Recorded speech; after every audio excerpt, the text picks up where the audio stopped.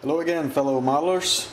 Armando here, and I'm back at the bench tonight, resuming work on my T800 after a couple of days break in beautiful sunny Puerto Rico. I am assembling the upper torso tonight, and as you can see, there's a few parts that need to be taken care of. One of them is the spring support mechanism in the rear of the skull, which, as you see in the instructions, they recommend cutting in a diagonal way, and I'll show you what I did there. Let's just set this thing on the table so I can show you.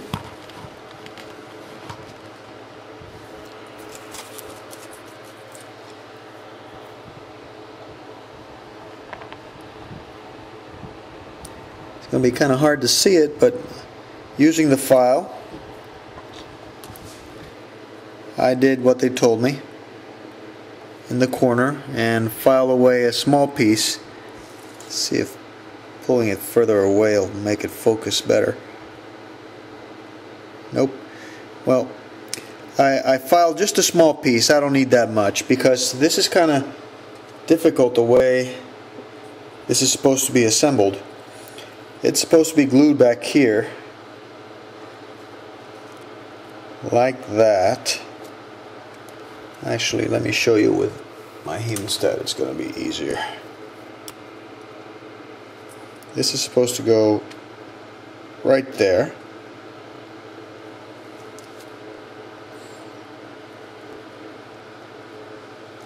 Like that. And then the top is supposed to be glued to the back of the skull.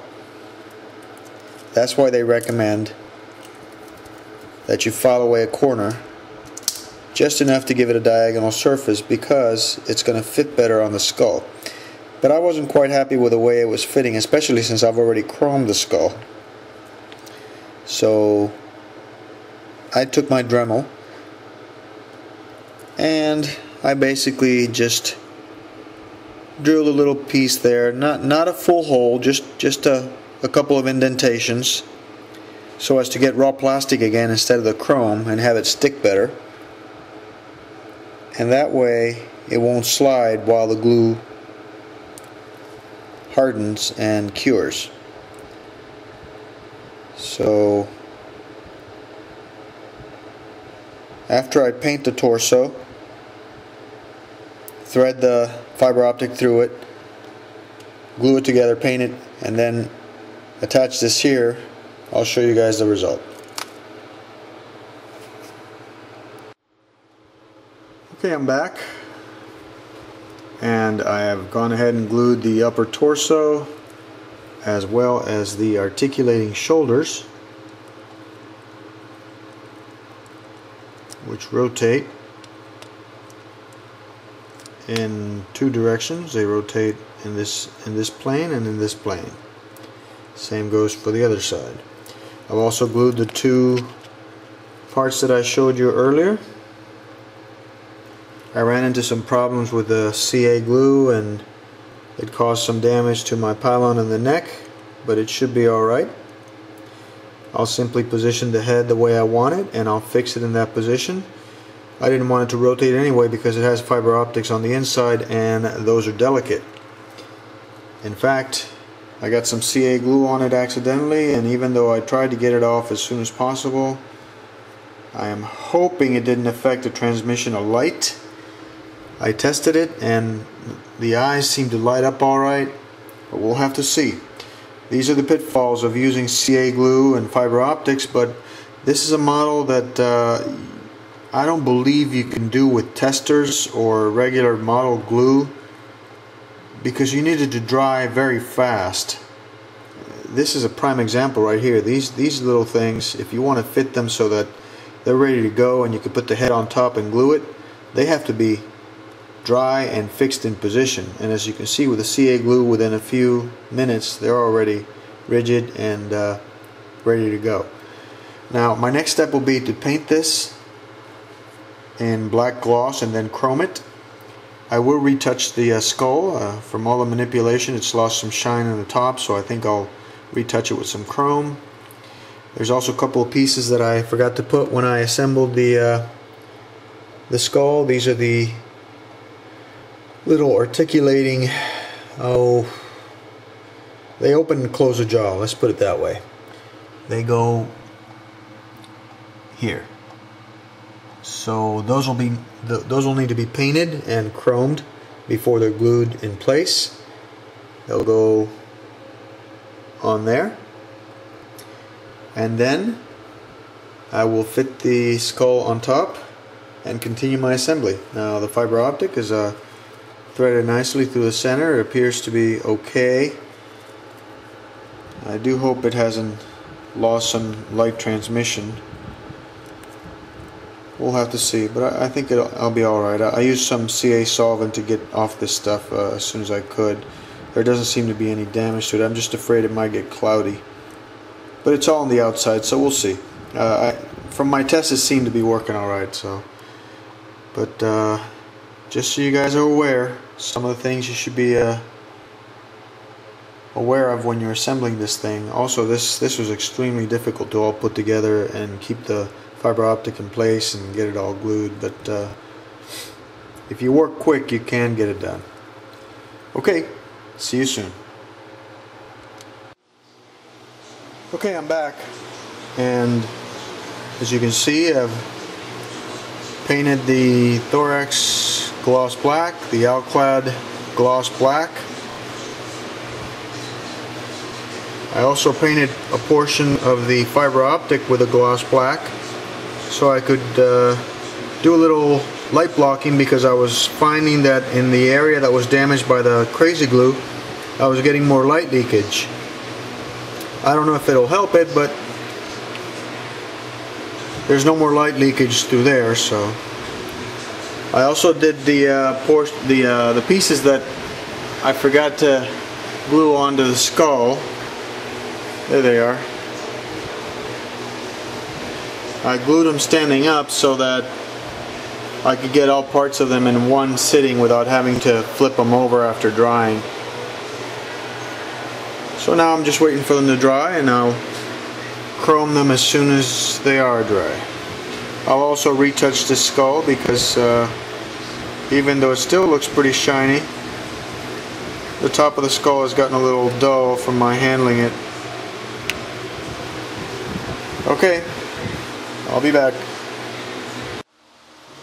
Hey guys, I'm back. Sorry about the noise, I've got a fan running in here. And let's see, I've completed the upper torso and shoulders, chromed them, and I have painted in gloss black the lower torso and the hips. But I had a major problem here. As you can see, the fiber optic fractured. So now I'm committed to putting the LED down here in the hips. I can no longer hide it in the base, because it's pretty much impossible for me to rethread another fiber optic up there. So I'm going to have to be extra careful with this one.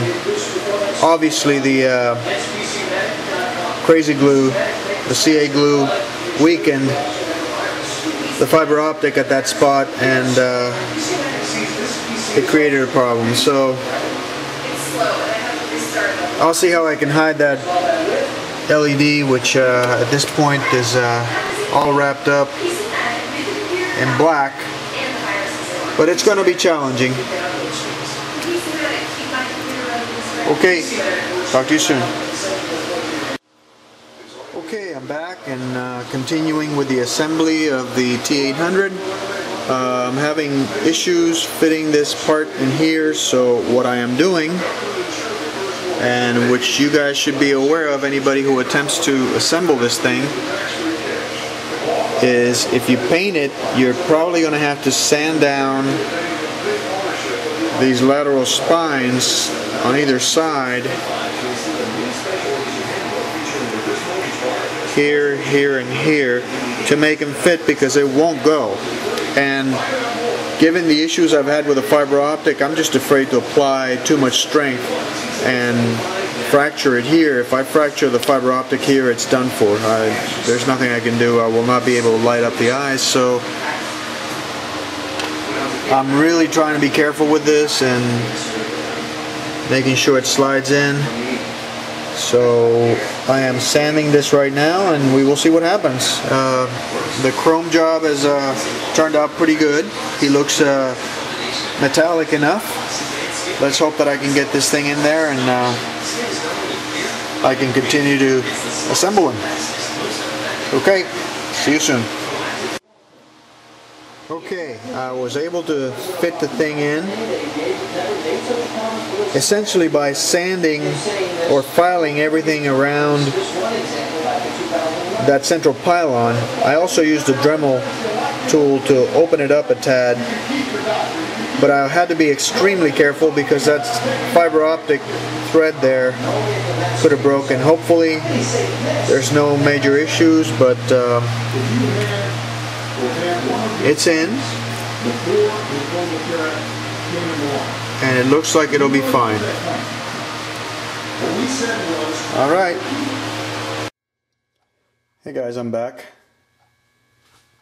And there's a couple of things I want to talk to you about here. You all know from the previous segments of this video that I ran into problems with the fiber optics. Well, the problems were a lot more severe than I anticipated. It turns out the CA glue definitely affected light transmission. I noticed as I kept testing it throughout the assembly that the eyes just weren't as bright as they were supposed to be. Sure enough, after I was forced to trim one of them, after I was forced to commit to this here because one of them broke off and I tested it, it seemed very faint, and in testing the other one it was even fainter. So clearly the CA damaged the fiber optic. It made it brittle and it clouded it up to the point where it wasn't transmitting. So I bit the bullet and finally trimmed just above the damaged area and then tested it with an LED, and lo and behold, I'm getting bright lights in both eyes again. So now I'm left with the problem of what to do down here. And as if I didn't have enough issues, the 5mm LED that I'd set up burned out. I'm not sure what happened. I was using a resistor. I'm thinking maybe the holes I drilled into it to put the fiber optics were a little too deep and I reached the lighting element and it died. But I've got others, so that allowed me to think about this a little bit. And as I see it, I have three options. Use a 5mm LED, or use a 3mm LED, or use an SMD.